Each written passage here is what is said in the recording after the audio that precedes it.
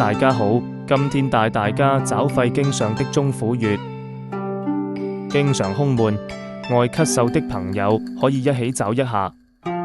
中府是中焦所處的位置，肺經起於中焦，脾和胃的氣都會聚於這一點，所以被稱為中府穴。